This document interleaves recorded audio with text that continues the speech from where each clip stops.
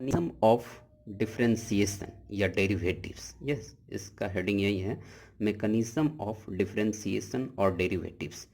अब देखो, जैसे देखो इसमें हम लोग पढ़ेंगे कि पहले basic rule and concept of differentiation. जैसे कि अगर कोई भी चीज़ अगर पढ़ना स्टार्ट करते हैं तो कुछ बेस होनी चाहिए, उस बेस को अच्छे से ये बिल्ड करेगा। क्योंकि अगर आप डायरेक्ट पढ़ना स्टार्ट कर दोगे तो बहुत कुछ नहीं आएगा समझ में। तो इसमें क्या है कि अगर बेसिक रूल एंड कॉन्सेप्ट को हम लोग यहाँ पे अच्छे से एक्सप्लेन कर रहे हैं। जैसे देखो पहला टर्म हमने लिया है इनडिटर्मिनेट टर्म।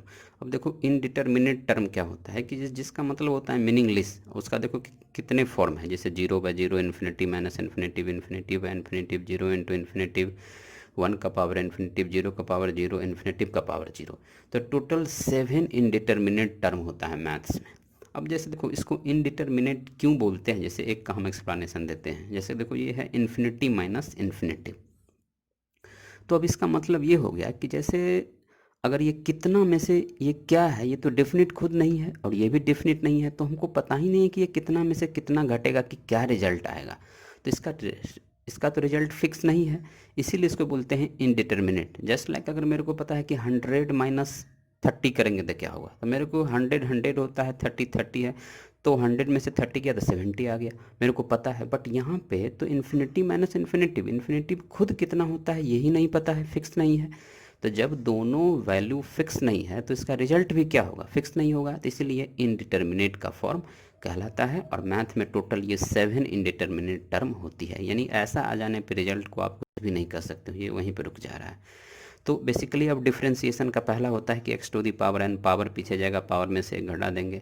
अगर रूट एक्स है तो ये रट लो, ये बार बार आता है, 1/2 रूट एक्स हो जाएगा। ई टू दी पावर एक्स ये सेल्फ डेरिवेटिव है, यानी ये लियोनार्ड यूलर होता है, जिसका ई का वैल्यू होता है 2.718, ये कांस्टेंट है।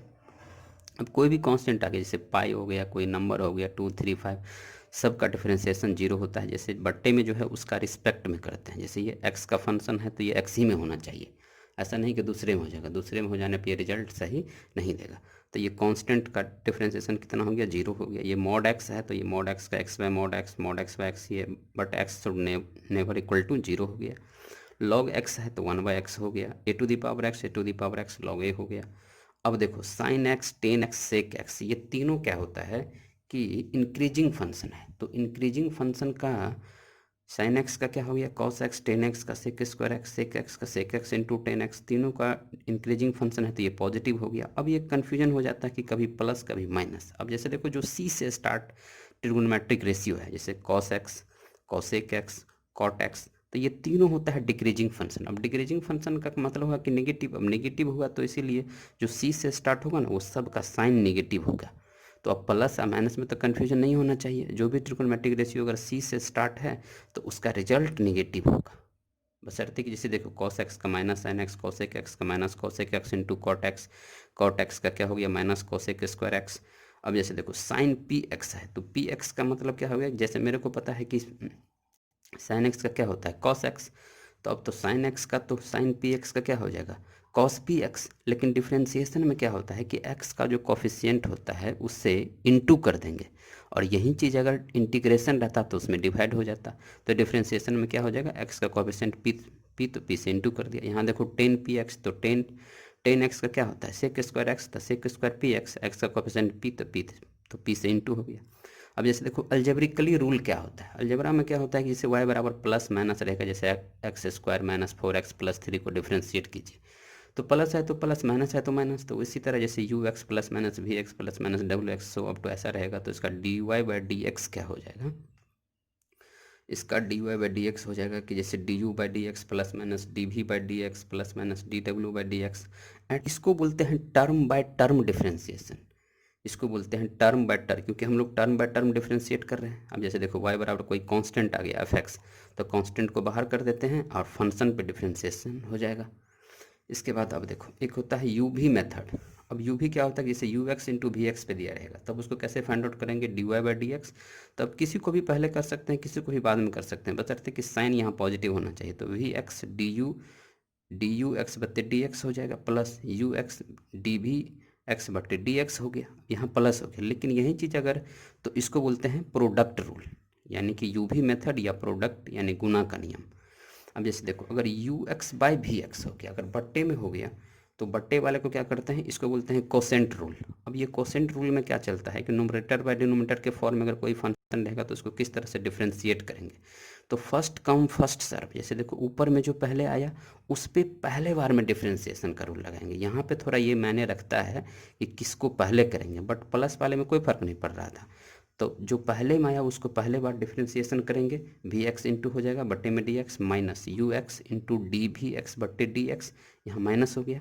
और जो बट्टे में रहता है ना उसका होल स्क्वायर हो जाएगा। जैसे अगर 4 रहेगा तो 4 का होल स्क्वायर हो जाएगा, तब बट्टे वाले का क्या हो जाएगा, होल स्क्वायर। और यू पहले आया तो पहले बार में पहले वाले का डिफ्रेंशिएशन, ये कोसेंट रूल में याद रखेंगे। ठीक है, अब देखो इसका बेसिकली रूल क्या है, तो फॉर्मूला तो बेसिकली इतना ही है। इतना से आप कोई भी बेसिक रूल से स्टार्टअप कर सकते हैं। आप 5.2 5.3 जो भी एनसीईआरटी का सिलेबस है वो भी बना सकते हो, बशर्ते कि ये समझ में आना, इतना याद होना चाहिए, इंस्ट्रूमेंट के फॉर्म में इतना चीज़ रट्टा होना चाहिए। अब जैसे देखो इसका अगला कॉन्सेप्ट क्या है, जैसे अगर डबल बार डिफ्रेंशिएशन करना रहेगा तो पहले बार में कर देंगे, उसको एक बार और डिफ्रेंशिएट कर देंगे। अगर d3y/dx करना रहेगा तो सेकेंड टाइम जो किया रहेगा उसको एक बार और कर देंगे। अब जैसे देखो y बराबर ft दिया रहेगा, x बराबर gt are the function of ft, तो dy/dx का करना रहेगा तो dy/dt बट्टे में dx/dt। अब देखो dt से dt कैंसिल और dy/dx हो जाएगा, बट dy/dt जो ये वाला टर्म था इसको हमने क्या लिख दिया, f', इसको क्या लिख दिया, g', तो ये हो गया f', g', ये दोनों हो गया। Where t is the parameter बोलते हैं t को। अब जैसे देखो इसको बोलते हैं चेन रूल, जैसे एक रहेगा उसको लंबा खींच के दूसरे वेरिएबल में ले जाएंगे। जैसे देखो dy/dx को हमने क्या क्या लिख दिया, dy/du into du/dv, you cut जाएगा, dv/dw into dw/dt into dt/dx। अब देखो dt cancel, dw dv dv du finally क्या बन जाएगा, क्या बचेगा, dy/dx। तो इस तरह से इसको भी डिफ्रेंशिएट हम लोग कर सकते हैं, चेन रूल इसको बोलते हैं। अब जैसे देखो नोट पहला में u v w are the function of x then so that, तो जैसे 3 हो गया तो किसी एक को करेंगे, 2 को छोड़ देंगे। यहाँ पे v को किया यू डब्ल्यू को छोड़ दिया, फिर w को किया यू भी को छोड़ देंगे। तो इस तरह से 3 4 भी अगर इनटू में रहेगा ना तो किसी एक को करके 3 को छोड़ के उतने लंबा टर्म में हम लोग डिफ्रेंशिएट कर लेंगे। अब जैसे देखो नोट 2 में क्या होता है कि dy/dx को कितने नामों से बोला जाता है, कभी कंफ्यूज कर जाते हैं कि किसको क्या बोलो। अब जैसे देखो differentiation of y with respect to x, rate of change of y with respect to x, instantaneous rate of change of y with respect to x, अगर यहीं पे एवरेज हो रहता तो del v by del X करते। Slope of y versus x, इसको भी बोलते हैं first derivative with respect to x, सब बोलते हैं dy/dx को first derivative with respect to x। Slope of graph of y versus x।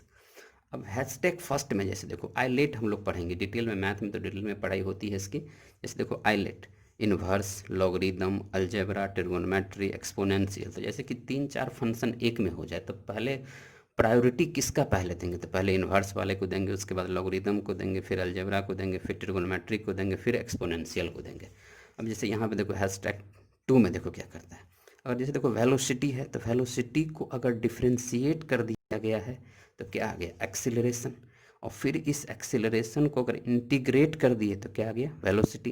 तो इसीलिए कहा जाता है कि integration is the reverse process of differentiation. तो आई होप कि अब आपको ये डिफ्रेंशिएशन का पूरा basic rule and basic concept इतना से आप स्टार्ट कर सकते हो और अच्छे से किसी चीज़ को हैंडल करके सॉल्व कर सकते हो डिफ्रेंशिएशन के बारे में।